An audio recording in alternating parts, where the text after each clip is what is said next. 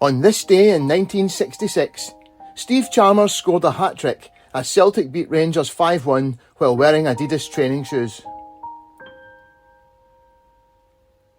Season 1965-66 was Jock Stein's first full season in charge of Celtic, and after winning the Scottish Cup in April 1965 and the League Cup in October that year, his sights were now firmly set on a league title Celtic had last won when he was the club captain in 1953-54. Celtic lost 2-1 to Rangers in the league match at Ibrox on the 18th of September 1965, but the League Cup final had been a monumental win that laid down a marker for the next decade, with Celtic for the first time in many years not just winning the physical battle, but actually engaging in it at all.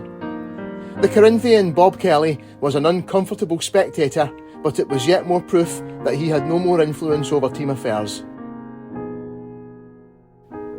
As usual, crowd trouble was on the minds of the authorities after Rangers fans invaded the field and attempted to attack Celtic's players on their lap of honour after the League Cup final, and that was one reason why the match was being played on the 3rd and not the traditional 1st of January.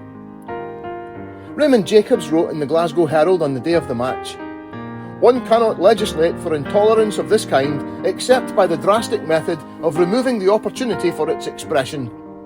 But if it was the intention of the city magistrates to lessen the chances of disorder, they have gone the wrong way about it.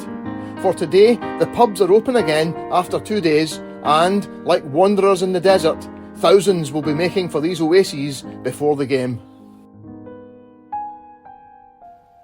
Not a single arrest was made inside the ground on this occasion. Rangers had to do without the injured Willie Henderson, and Ronnie McKinnon recovered from illness to train the day before, while Celtic were missing captain Billy McNeill.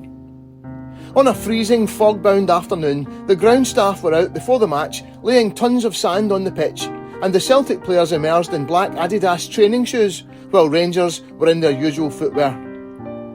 They lined up before a 70,000-strong crowd.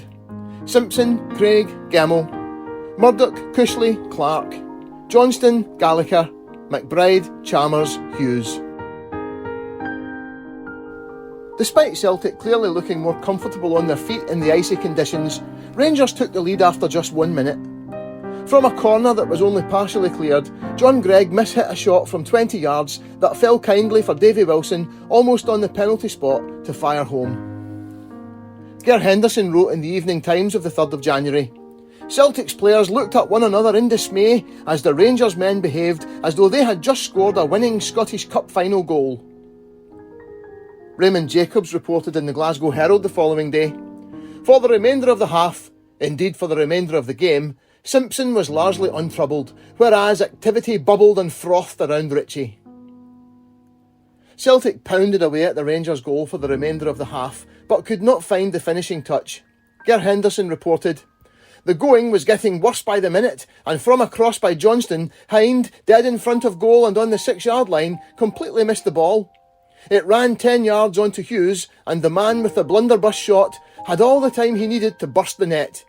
He hit the ball with all his power, but if there had been a tenement behind Ritchie's goal, the ball would have flown in through the 3rd-storey window." Hughes was actually proving Celtic's most dangerous player, Henderson writing, "Their danger man was Hughes. He showed surprising speed on the tricky surface to stop a pass from Gallagher going out of play, and when he gathered the ball, he ran on from 20 yards before lashing it just wide of Ritchie's left-hand post." While the finishing touch had deserted Celtic in the first half, it returned with a vengeance in the second. It took them only 5 minutes to grab the equaliser, Joe McBride selling John Greig a dummy to allow Tommy Gemmell's low cross to run through to Steve Chalmers, who smashed it past Ritchie from 12 yards. Ritchie's goal led a charmed life until Celtic finally took the lead on 68 minutes, dead ball expert Charlie Gallagher landing the ball on Chalmers' head from a corner kick, and he powered it in just under the crossbar. 5 minutes later, Gallagher scored one of his own after a Hughes run and cross, his thunderous shot from the edge of the box going in off the underside of the crossbar.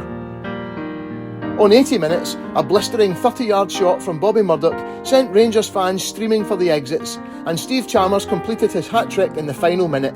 Raymond Jacobs writing, "Ritchie, only temporarily as it turned out, forestalled a fifth goal with a brilliant save from McBride, but there was nothing he or anyone else could do to prevent Johnston from hitting a post and Chalmers from scoring from the rebound, a goal that completed a total and humbling rout. Celtic's 5-1 thrashing of their closest rivals opened up a 2-point lead at the top of the league with a game still in hand. They were well on their way to their first title in 12 long years, and even more importantly, it had been done in style. Raymond Jacobs wrote in the Glasgow Herald of the 4th of January, "Few Rangers teams of the past can have been as thoroughly dissected by Scottish opposition as this one was."